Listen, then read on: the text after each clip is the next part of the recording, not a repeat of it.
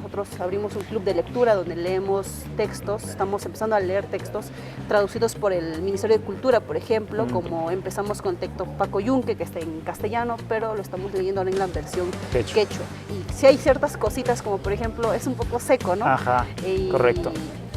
Pero luego es que en el quechua necesitas ponerle palabras, adjetivos, cosas para que suene un poco más rico, más dulce. Yo creo que las nietas de esas abuelas ahora estamos diciendo que no tiene que ser así, o de pronto convertirnos en esas voces silenciadas, ¿no? Para decir... Señor Jacay Mancara, te faraón Lopshade o Patricio Paro de Caipe, seguramente me llama en celular con...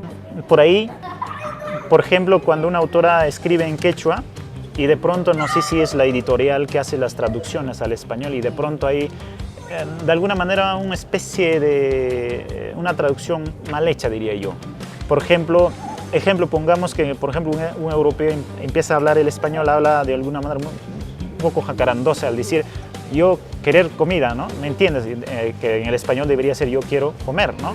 Este bombardeo mediático y el más inadecuado uso, diría yo, de las redes sociales, donde ser imbécil y ser idiota creo que es ser famoso hoy en día. Estela, he seguido tus trenzas desde pequeña. No sé cómo se escribe Chincachicuichi. No sé de qué manera extrañarte más.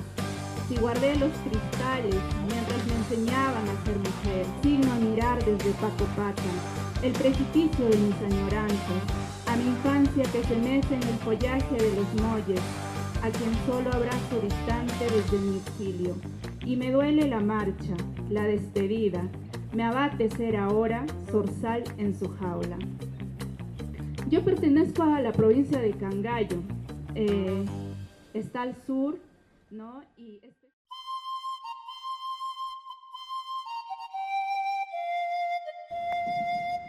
Alguien chisico tota hanguna pa kachun wauji panikuna y ancha cosis jaño gataricune panilla y jailaka jampas panilla y rut y señor Jacay Mancara te faraón Lopshade o Patricio Paro de Caipe seguramente cacuchcam me llama en celular con o con pachoarme con vos alto y la pena en cacuchcam Mancara.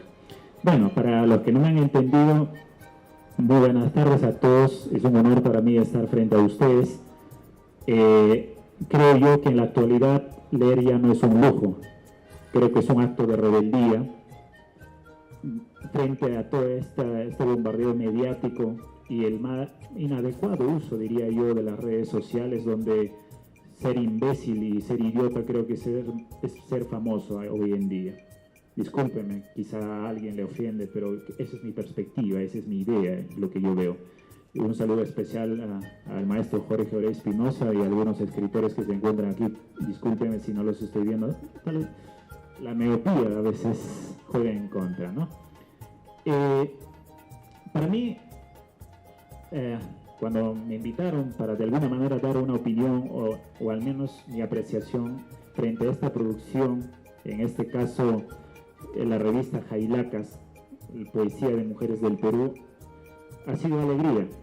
Porque naturalmente cuando alguien publica, yo cuando tuve la primera impresión de que Jailacas pensé que era una producción en quechua, pero cuando recurro a leer el martes, miércoles, jueves prácticamente, me llegó una grata sorpresa de que yo celebro bastante la producción de Jailacas, como dijo aquí en Ruth. Es aplaudible, es felicitable de lo que está haciendo Lourdes Aparición en este caso, de poder reunir, en este caso consta de 11 poetas que son de las diferentes regiones, más que de partes centro-sur de nuestra república. Está Apurímac, Ayacucho, Cusco, Puno, Huancavelica y una invitada de Lima en este caso.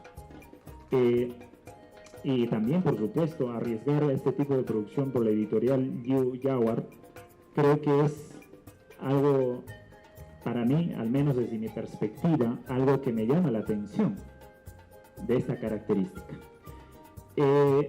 Quiero rescatar en líneas generales 3 puntos desde mi perspectiva. Si alguien lo lee, quiero aclarar antes de que no se me ofenda a alguien, porque fácilmente en la actualidad todos se ofenden de algo, pequeñeces, cuando debería quizá ofenderse de la ignorancia que uno posee, porque hoy en día ser ignorante creo que es algo que se les vuelve famosos en particular, diría yo.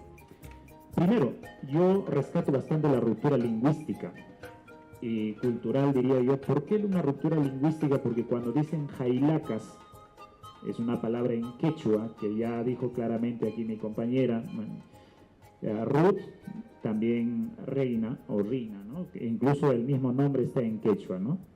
Porque en español sería reina o reinach, pero es reina, ¿no? Es precisamente que para entender jailacas, es cuando, por ejemplo, dijo, ¿no? Porque jailaca, si, más que todo, sobre todo se hacía uso de jailaca en las zonas rurales. Cuando una jovencita o una adolescente, si estamos hablando de mujer, jailacas, pero el género, si es varón, jailaco, ¿no? Se hacía referencia de un hombre o una mujer que no estaba cumpliendo su rol, entre comillas, asignado para ese ente, en este caso a un varón o una mujer. Digamos, jailaca se decía en términos, entre comillas, despectivos, o una especie de hacerle avergonzar, sea mujer o varón. Cuando decían jailaco era porque era una mujer que no estaba cumpliendo su rol, entre comillas, preestablecido por la sociedad o por el contexto. En este caso se refería a una mujer, que la mujer jailaca era pues la que no estaba cumpliendo con su rol como una dama. En este caso, no sé, limpiar la casa, lavar los platos, cocinar, qué sé yo. Eso es lo que se entiende por jailacas. Personas que de alguna manera no están cumpliendo su rol, que les ha dado pues de alguna manera la sociedad en la que se desenvuelve, en la que la persona está. Bienvenidos a nuestro segmento Entre Fusiles y Metáforas. En esta oportunidad tenemos a Reina Aguilar Quispe, una de las autoras que conforman esta revista literaria Jailacas, Poesía de Mujeres del Perú, que hace poco han hecho la presentación del libro en la Feria Internacional del Libro aquí en la ciudad de Huamanga, Ayacucho, ¿no? Para ello tenemos en esta oportunidad para hacer algunas preguntas. Bienvenido a nuestro podcast, que netamente se trata de cuestión desde la perspectiva literaria, hacemos comentarios. Bienvenido a nuestro... Alin Yampani Chaley, Alin Hampaj, Alin Tuta Pachagacho. Reina, la primera pregunta que yo quiero hacer, ¿qué significa para ti incorporar en una revista literaria donde predomina bastante el habla hispana, en este caso castellano? Pero veo que tu poema, uno de los poemas, está netamente en quechua, desde el título hasta el último verso prácticamente. Para ti, ¿qué significa esta incorporación, a pesar de que los demás hay amalgama de quechuas, pero tú lo has hecho en pura quechua? El quechua es un símbolo de resistencia, de escribir ese sentimiento en la misma lengua que nace el sentimiento, ¿no? No hay una traducción de este verso que he escrito, está originalmente en quechua, y en quechua lo quise transmitir también, ¿no? Porque siempre cuando nos incorporamos o nos congregamos con otras mujeres, esa identidad de ser mujer andina, que siempre carga también con su identidad lingüística, en este caso el quechua, con su identidad cultural y etcétera, siempre tratamos de mostrar, ¿no? Y en este caso yo siempre camino con esto, ¿no? Entre lo bilingüe, ¿no? Entre el quechua y el castellano. Y pocas veces hago las traducciones para que también haya lectores en ese idioma, ¿no? Voy justo al segundo punto, que tú, que estás ya mucho tiempo en este menester, ¿qué opinas? Porque yo he notado por ahí, por ejemplo, cuando una autora escribe en quechua y de pronto, no sé si es la editorial que hace las traducciones al español, y de pronto hay de alguna manera una especie de una traducción mal hecha, diría yo. Por ejemplo, pongamos que por ejemplo un europeo empieza a hablar el español, habla de alguna manera un poco jacarandosa al decir yo querer comida, ¿no? ¿Me entiendes? Que en el español debería ser yo quiero comer, ¿no? O yo quiero comida. ¿Qué pasa, por ejemplo, en esos aspectos? ¿Tendría que ser traducida de manera correcta o simplemente hacer caso al autor y dejarlo como tal, que esté, si es en quechua? Hoy en día ya contamos con traductores oficiales, ¿no? En la lengua indígena, el quechua. Entonces ya tenemos profesionales que pueden hacer este trabajo, porque muchas veces también puede ocurrir este caso cuando se manda a traducir a una persona que no conoce el quechua, el sentimiento del quechua, todo lo que tiene que ver con la lingüística, ¿no? En torno al idioma, pero ya yo también soy formada como intérprete, entonces teniendo estas herramientas se hace una traducción fiel, pero también una traducción transportando todo eso, lo que quisiste decir del texto original a una traducción, ¿no? Claro. Más que esto es como una interpretación también, ¿no? Y para eso hay que leer y comprender muy bien el texto, porque muchas veces sí he visto casos, antes era más usual, pero hoy en día como que ya hay un público. Sí, una también, mejora, de sí, alguna hay manera. un público que ya lo critica como tú, que ya lo ve, que ya están leyendo, entonces esto no está bien traducido y etcétera. Entonces, para ello ya hay más cuidado hoy en día. Entonces, las editoriales también tratan de buscar personas que estén capacitadas para que hagan una traducción mucho más bonita, mucho más acorde, ¿no? a la traducción, porque la traducción de todos los idiomas siempre es importante traer, ¿no? Hace poco también nosotros abrimos un club de lectura donde leemos textos, estamos empezando a leer textos traducidos por el Ministerio de Cultura, por ejemplo, como empezamos con texto Paco Yunque, que está en castellano, pero lo estamos leyendo ahora en la versión quechua. Y sí hay ciertas cositas, como por ejemplo, es un poco seco, ¿no? Ajá, correcto. Pero luego es que en el quechua necesitas ponerle palabras, adjetivos, cosas para que suene un poco más rico, más dulce en la forma en cómo lo lees. Entonces sí es importante ese punto para traducir un texto, ¿no? Porque sí es necesario que se traduzcan los textos, claro que sí, porque así llegan a más voces también. Claro.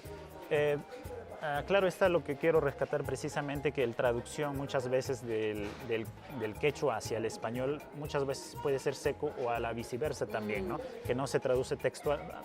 Netamente se encargan de traducir textualmente, porque usted me entenderá que la literatura tiene una carga emocional más fuerte que un texto común, que puede ser una instrucción de cocina y entre otros. Claro. En cuestión de literatura no ocurre eso, entonces veo bastante esos pequeños errores, incluso que de alguna manera en particular yo defiendo bastante el quechua y digo, pues si es que quieren traducirlo, lo hagan de manera idónea, propicia y correcta. Ahora voy al segundo punto. ¿Tú cómo lo ves? Tú que eres quechua hablante, también escritora en bilingüe, y muchas veces uno duda, quizá en lo particular me ocurre varias veces. Hay personas que dicen, mira, yo quiero que publiques en quechua, quiero que lo hagas en español, es que en quechua no leo, no entiendo, no hablo. ¿Cómo lo ves el panorama con respecto a el habla quechua, con respecto a las creaciones literarias, no solo literarias, puede ser un texto académico, incluso netamente en quechua? ¿Cómo lo ves el panorama? ¿Hay un público amplio que entienda, que quiera, que corre, por ejemplo, en este caso, producciones literarias, corre a la venta, o es...? Bueno, hoy en día el quechua en el nivel oral es muy popular, todos lo hablamos, todos lo entendemos, pero el quechua ya en el nivel escrito para la lectura es elitista, y sí, es elitista porque no todos podemos acceder a comprar el libro, y muchas de las producciones, incluso en quechua que se hacen, está en Lima. Si hay alguna novedad tienes que ir a ferias de libro para que lo adquieras, no siempre está. Entonces, Llullabar es una editorial de Huancayo que está descentralizando, porque muchas de las principales editoriales están en Lima también, ¿no? Y eso hace de que no todos en su biblioteca tengan escritos o tengan literatura en quechua, que sí hay mucho, y incluso tenemos muchos autores también acá ayacuchanos que sí vienen escribiendo, pero los encuentras, son como joyitas, ¿no? Tienes que ir buscando y recopilando y armar tu propio, no lo vas a encontrar esto en las aulas de las escuelas, no lo vas a encontrar en casa usualmente, ¿no? Las más populares tal vez, pero no las nuevas producciones, ¿no? Entonces, en esto sí es importante tal vez seguir buscando otros espacios para que... De alguna manera se difunda más. Claro, también. Y también para que se lea, porque también se escribe pero no se lee, ¿no? Sí hablamos nosotros, pero no se lee. Por ejemplo, hace algunos años una profesora me decía, voy a sustentar mi tesis dentro del mercado, me decía, no sé en qué país fue, en Colombia, creo, si no me equivoco, y que toda la sustentación y las presentaciones del libro que se producen, dentro del mercado hay un espacio donde se hace, entonces estás entrando ahí mismo al corazón donde mucha gente va a comprar y etcétera, ¿no? Y te interrumpes si estás, en cambio, muchas veces tenemos espacios, pero está un poco alejado, un poco rebuscado, ¿no? Y tenemos que buscar esos espacios donde sí realmente también nos encontremos con otras personas, ¿no? No solamente en el ámbito literario, en otros ámbitos también donde el quechua está trascendiendo, ¿no? En el cine, en las otras artes también. Yo cada vez que me encuentro algún librito, por más pequeño que sea y que sea un poco más fácil, por ejemplo otra vez unos huatuchis que una amiga produjo hace chiquitito, con mi familia estábamos festejando el Día del Padre, entonces saqué mis huatuchis y con todos, ¿no? Leyendo, y ellos también empezaron a recordar, entonces ahí, ¿no?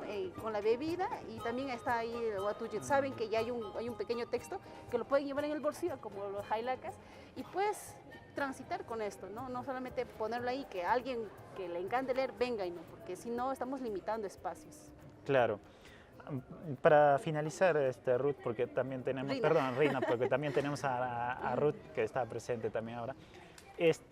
¿Cuál sería su recomendación final con respecto? Claro, está con el quechua, precisamente las producciones en nuestra región de Ayacucho, de alguna manera tuvo un auge lingüístico literario, a diferencia de Cusco, porque Cusco de alguna manera en las narrativas de 1920 hasta 50, 60 creo yo, predominaba esa evocación de la época incaica, más o menos con una especie de Hamlet, una estructura de Hamlet, pero los ayacuchanos introdujimos esa forma narrativa de en prosa ya muy distinta, por ejemplo en Ayacucho ha marcado hito importante. Entonces, ¿cuál sería tu recomendación final con respecto a los jóvenes y a los lectores que también hoy en día temen a comprar algo producción en quechua? Chicos, no teman comprar porque son textos pequeños, la verdad, que es un esfuerzo realmente escribir, es una pasión y creo que tiene que ser también recibido con gratitud, porque lo hacemos recogiendo lugares donde hasta ustedes han estado, lugares que son memoria, lugares presentes. Por ejemplo, cuando yo hace poquito volví a ver retablos, aquí en Ayacucho, wow, para mí ver la plaza, ver el arco, ver muchos lugares donde uno ha recorrido de niño, es impresionante, ¿no? Entonces los textos también muchas veces nos llevan a estos lugares imaginariamente y están presentes, ¿no? De una forma muy bonita, de una forma dibujada, con palabras que enmarcan todo ese escenario y los animamos porque así también nosotros tenemos más ganas para seguir escribiendo, pues a veces el público es un poco limitado, pero hoy en día ya se va abriendo poco a poco y sí, los escritores no estamos muertos, estamos vivos, porque muchos niños me decían, Miss, pero voy a traer a un escritor allá en Andahuayla, con mis niños. Pero a mí sí los escritores ya están muertos, además ellos escribían con plumas y ese es el imaginario. Con máquinas de escribir, ¿no? Que pesaban. Claro, entonces, no chicos, es un joven que escribe y leímos cuentos. A mí eso, ¿no?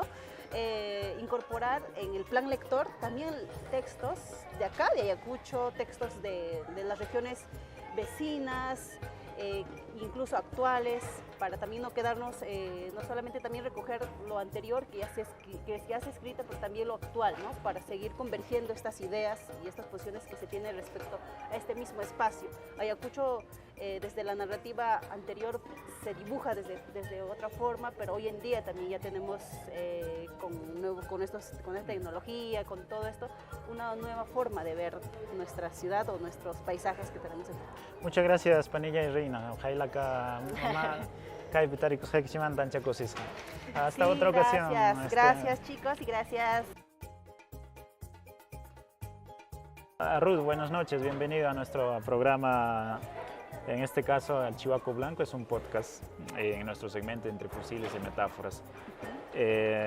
Para nosotros es una alegría contar también con usted parte de esta producción Jailacas, que nuestra compañera Reina también acaba de ya estar aquí con nosotros.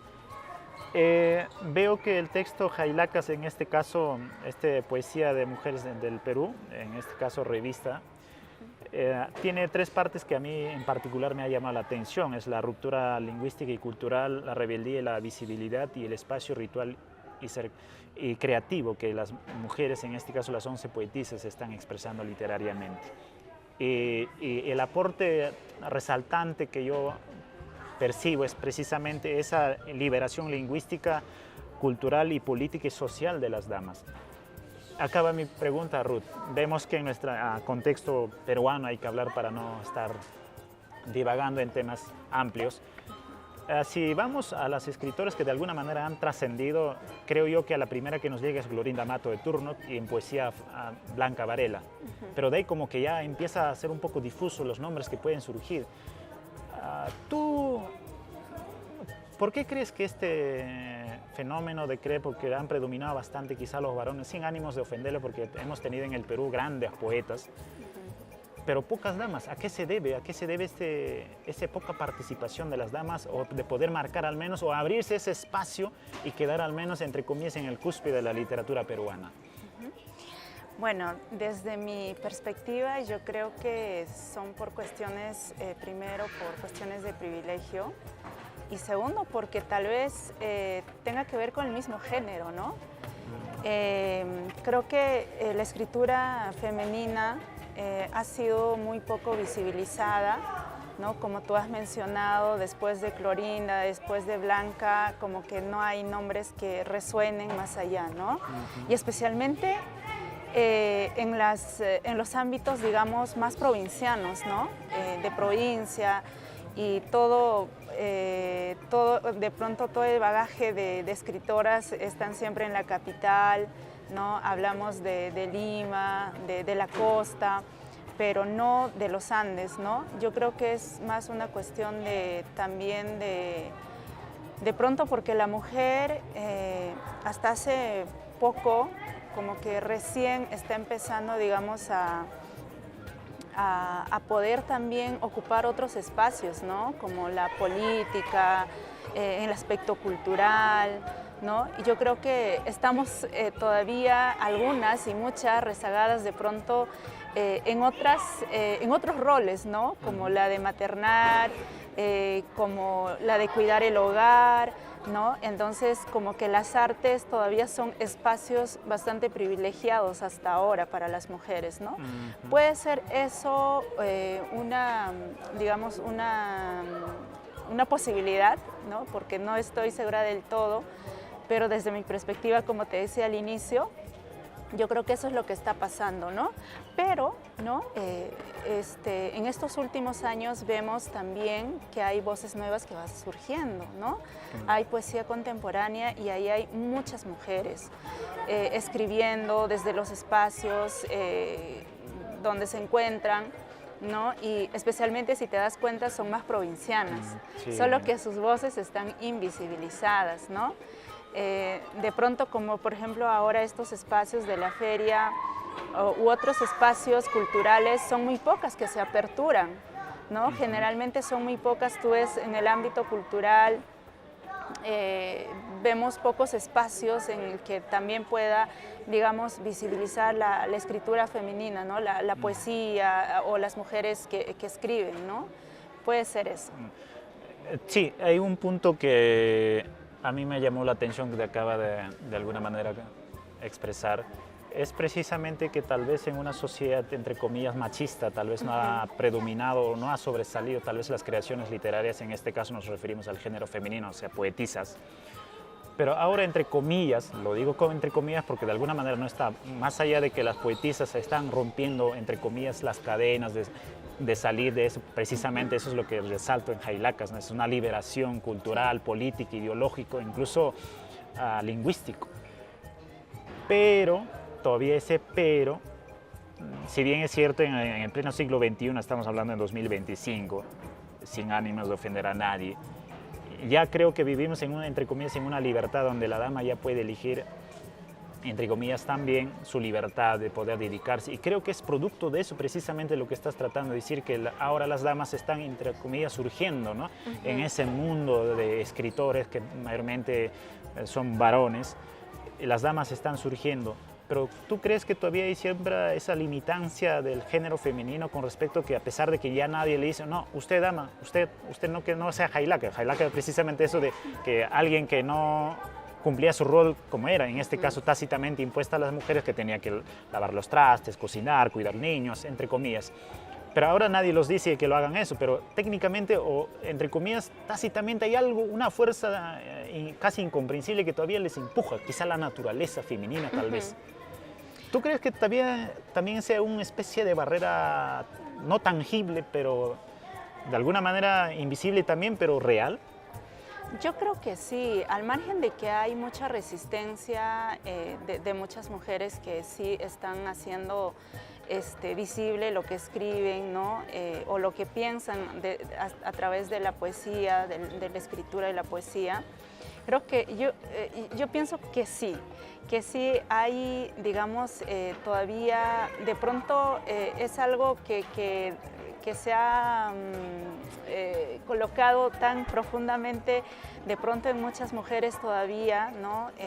Vivimos en una sociedad bastante machista, que incluso los propios escritores a veces minimizan lo que escriben las mujeres, ¿no? Entonces pienso que sí, de alguna manera estos estereotipos que se nos han dicho que la mujer es para la casa, que la mujer está para el cuidado del hogar, ¿no? Para manejar la casa, que todo marche bien ahí. Yo creo que eso de alguna manera todavía sigue limitando a muchas mujeres, ¿no? de nuestra época, ¿no? Sí. Pero hay otras que efectivamente se van revelando también y demostrando que no es así, que no tiene que ser siempre así, ¿no? Y sobre todo, digamos, de pronto como reivindicando también a las abuelas, ¿no? Por ejemplo, claro. Yo particularmente he tenido una abuela, digamos, que ha sido una abuela prácticamente dedicada al hogar, ¿no? Que no tenía validez su opinión, más que del marido, del esposo. El esposo era el que daba, digamos, la manutención en el hogar para que todo marche bien, ¿no? Económicamente era el quien trabajaba, pero siempre la abuela estaba, digamos, sumida más a trabajos del hogar, ¿no? Como el cuidado de los hijos y el cuidado de la casa. Entonces, yo creo que las nietas de esas abuelas ahora estamos diciendo que no tiene que ser así, o de pronto convertirnos en esas voces silenciadas, ¿no? Para decir que todo lo que cayó mi abuela, para decir yo, que soy su nieta, ¿no? Ser su voz también, ¿no? Interesante lo que acaba de mencionar Ruth. Yo veo en tu poesía una expresión sublime de dulzura, pero con decir dulzura no es que esté denunciando otros aspectos como el olvido, la injusticia, la violencia. Aquí, ya casi para llegar a finalizar esta pequeña entrevista, va mi segunda pregunta, tercera, cuarta pregunta, ya soy jailaco también ya. Va con respecto a las poetisas ayacuchanas, con respecto a las otras en nuestra región, porque acá, por ejemplo, en Jailacas hay 11 poetisas, ¿no? De Cusco, Puno, Huancavelica, Apurímac, Ayacucho, a la que también nos honras en representar entre este mundo de poetisas. He notado, espero equivocarme, he notado porque lamentablemente en Ayacucho poetisas son pocas. De pronto me llega Carmen Aroné, Ruth Guamané, por ejemplo, como Pamela Condori, Cecibel, Angélica Pajares. No, jóvenes todavía, ¿no? Pero yo me estoy refiriendo más o menos que ya están ya en la etapa de madurez, para hablar netamente. Porque cuando uno es joven, tácitamente, directamente o indirectamente predomina bastante el amor rebelde, el amor y la enfermedad, ya me entenderá. Pero como que uno empieza a madurar y empieza a meterse el asunto social, los temas sociales, políticos, el dolor del alma, del dolor humano prácticamente. A lo que voy es esto. He notado en la mayoría de las poetisas huamanguinas, ayacuchanas para no decir huamanguinas, que siempre sale la dulzura, como el mismo quechua es dulce, es romántico.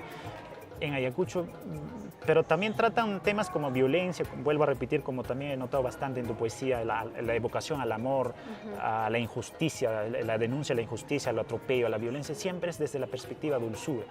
A comparación de otras poetisas, llámese también de la intimidad, del amor, de todos los sentimientos que el ser humano es una conformación de deseos, pensamientos y todo lo demás. He visto que siempre toman los temas que acabo de mencionar técnicamente con cuidado, con dulzura, metafóricamente incluso bien construidas, pero que en otras poetisas, por ejemplo, a Lourdes Aparición, por ejemplo, el tema sexo lo toma como una especie de Bukowski, directo, crudo, frío muchas veces, pero que también su verso está cargado de imágenes y de denuncias también bruscamente, ¿no? Cosa que en el Poetas Varones Ayacuchanos, en alguno que por ahí he notado, con brusquedad, que también es parte de la poesía. Pero también, al igual que en Ayacuchano, siempre ha predominado, por ejemplo, todo eso el arte, por ejemplo, Sabina también es en Ayacucho, denuncia todas las injusticias de lo que ha ocurrido, por ejemplo, para tomar un ejemplo claro, nada más desde el 1969, de la gratuidad de la enseñanza, para la lucha de ellos, hubo muertos, y entonces él dulcemente denuncia, pero con furia, pero palabras elegantes, dulces, poéticos, ¿no? Como tú lo haces también. Entonces, ¿a qué se debe esto? A diferencia de que en otras regiones, sí, en Lima, por ejemplo, Lourdes Aparición, una parimeña que también está parte de las jailacas, ¿por qué esa diferencia? ¿A qué se debería? Quizá por la concepción andina que nos han formado de ser personas respetuosas, porque en el quechua siempre, a varón, a mujer, siempre nos han educado, al menos en persona mía, siempre nos han dicho respeto, que no hables cosas, que esto, y de alguna manera es algo ineludible ya cuando tú vas migrando ya con esa concepción vas, ¿no? Entonces, que naturalmente no mandas palabrotas, entre comillas, y eso también se refleja bastante en la poesía. Ya, yo creo que se debe mucho también a la diversidad, ¿no? Sabes que a pesar, por ejemplo, en nuestra región que supuestamente debería ser una región donde nosotros nos reconocemos, pero sabes que no solo somos una sola cultura, ¿no? Es una diversidad. Yo creo que se debe mucho también a esa diversidad y a la diversidad de estilos también, no solo a la diversidad cultural, ¿no? Por ejemplo, en Ayacucho, como tú dices, predomina mucho el tema de la justicia social. Yo creo que eso, por ejemplo, se caracteriza porque Ayacucho ha sufrido mucho la violencia sociopolítica, ¿no? El conflicto interno armado.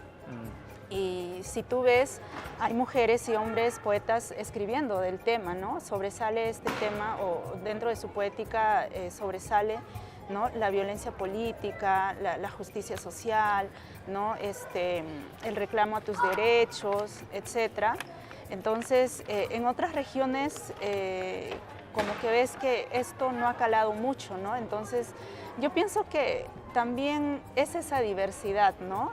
Por ejemplo, en Ayacucho yo he visto que todavía pocas escriben ahora, sobre todo las poetas contemporáneas, las más jóvenes, sobre lo que es violencia, ¿no? La violencia armada me refiero básicamente, ¿no? La temática más gira en torno al amor, gira en torno a la existencia humana, ¿no? A comprender al ser humano, ¿no? Y yo creo que, por ejemplo, en el caso de Lourdes, yo la veo una mujer más rebelde, ¿no? Sí, yo creo sí. que la rebeldía también Refleja bastante. Exacto, es una forma también de pronto de calificarse distinta a las demás, ¿no? Yo creo que es eso, ¿no? La poesía no tiene que ser uniforme, Claro, no tiene que hablar sobre un mismo tema.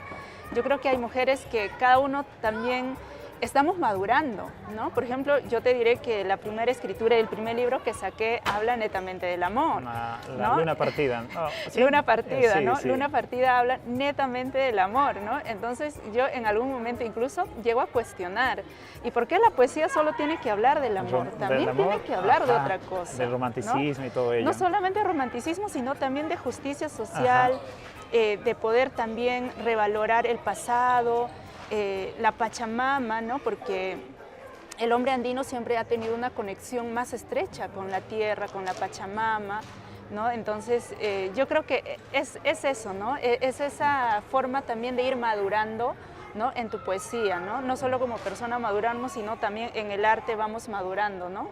Sí, correcto. Y créame, Ruth, Luna Partida, el poema netamente Luna Partida en lo particular a mí me ha encantado mucho.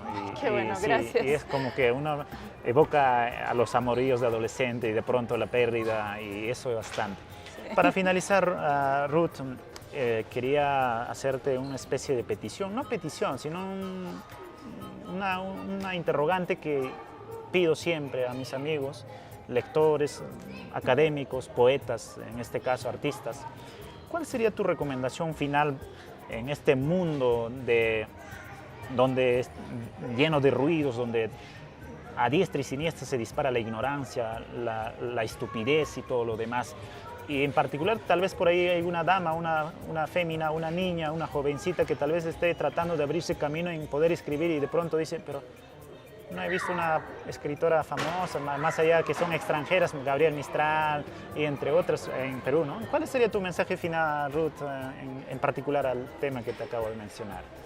Bueno, amigas, amigos, sobre todo amigas, desde mi condición de mujer, yo creo que hago la invitación y el pedido también, ¿no? Porque para muchas a veces en estos tiempos, ¿no? El escribir poesía de pronto puede significar algo insignificante, ¿no? Considerándose como escritora, porque alguien por ahí, por ejemplo, yo veo generalmente publicación de varones, ¿no? de escritores o de poetas, que incluso se burlan que en este mundo hay más poetas que lectores. Sí, ¿no? Sí, de alguna manera sí. Más poetas que lectores. Entonces, yo creo que de cierta forma, sí, pues, el poeta o el escritor siempre tiene, digamos, un objetivo para escribir. Es precisamente para que nos lean, ¿no? Obviamente, si no tenemos lectores, no nos animan tampoco a escribir, ¿no? Pero al margen de todo eso, creo que también la escritura tiene que ser forjada desde los primeros años, ¿sí? Desde los primeros años para que pueda ser, digamos, una práctica no necesariamente buscando fama, ¿no? Sino también la poesía incluso puede ser como un escape, como un rescate del mismo ser humano, ¿no? Imagínate si no hubiese poesía, ¿cómo sería el mundo? Es un gran dilema, creo yo. Sí, ¿cómo sería el mundo sin poesía, no? Yo creo que la poesía le da mucho sentido a la existencia humana, ¿no? Nos pone más sensibles también. Imagínate un mundo insensible y yo creo que por eso nos estamos volviendo en seres insensibles, precisamente porque hemos dejado de escribir poesía.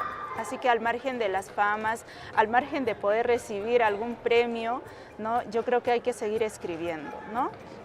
Escribiendo y por supuesto también invitando a leer, ¿no? Ahora nos han invadido las redes sociales, si bien es cierto, si uno lo utiliza correctamente, es genial, bueno, excelente, genial, ¿no? sí. Pero también hay usos que realmente nos están quitando tiempo y nos están quitando el horizonte, ¿no? De lo que en realidad deberíamos de aprovechar, que es la lectura, ¿no? Y la escritura. Muchas gracias, Ruth, por haber aceptado esta pequeña entrevista. Gracias por su visita y por haber compartido algunas ideas brevemente, claro está, pero fructíferas. Tu panansiskama, panillay jailaka. Punchaucama jailaku. Y el Señor de los Epitafios nos manifiesta que ahora leer ya no es un lujo. Leer hoy en día ya es acto de rebeldía, un acto que muchas veces ya temen otros. En una sociedad coludida por el ruido de banalidades y estupidez a la venta, donde las personas gastan su economía en cosas como, por ejemplo, obedecer y comprar sin pensar. El quien lee, de alguna manera, en silencio, vuelve con conjeturas, con preguntas, con interrogantes que de pronto incomodan a otros y aún más en esta sociedad coludida por la corrupción y entre otros. Alguien que lee aislado, amigos, siempre va a surgir con preguntas y interrogantes incómodas. Así que les invito a leer y no sean palurdos. Buenas noches.